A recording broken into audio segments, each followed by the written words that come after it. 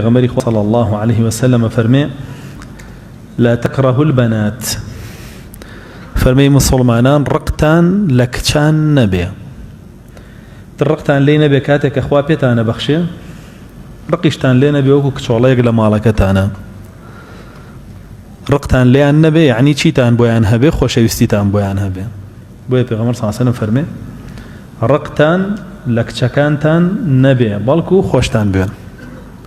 بو فإنهن المؤنسات لبروي كچان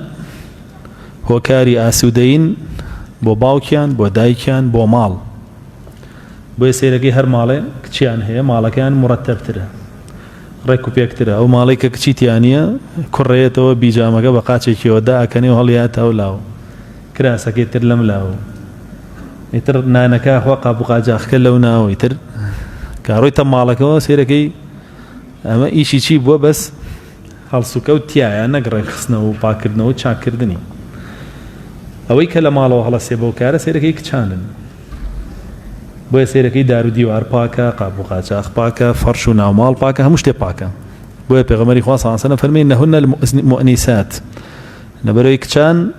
ئەبنە هۆی ئاسوودەیی و ئارامی لە ماڵەکانە و لە هەمان کاتە ئەبنە ئونس بۆ باوکیان هەتا بنە مای ڕەوانەوەی خەمی باوکیان مای ڕەوانەوەی خەمی دایکیان ماندوێتی لەسەر دایکیان کەمەکەنەوە هاریکاریانەکەن پاشانە فەرمێ الغالیات ئەو دوو مواصفاتیان تایە لە هەر جێگایەکا بن ئاسوودەیی بۆ بن و مرتبی و پاک و خاوێنیشی بۆ بن لەگەڵ ئەوەیە خۆشیان بە نرخن غالیات یعنی بەڕێز و بە نرخن ئەمە فەرمودەی پێغەمبەری خوایە صلی الله عليه وسلم لەبارەی ئافرەتەوە هەر کەسێ سەیری کچەکانی بەم شێوەیە نەکا ئەوە گوناحبارە لەسەر ڕێبازی پێغەمبەری خوا نیە صلی الله عليه وسلم چونکە بەڕاستی پێغەمبەری خوا صلی الله عليه وسلم ئەفەرمێ ڕقتان لە کچەکانتان نەبێ لەبەرەوەی ئەوان ئاسوودەین بۆتان و ڕێک و پێکی و مرتبی ناوماڵتانن و لەگەڵەوەشا خۆیان بە نرخن و بەڕێزن جا بۆیە بەڕاستی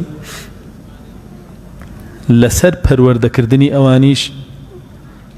بە جوانی تۆ ئەچیتە بەهەشتەوە و پارێزراوە بی لە ئاگر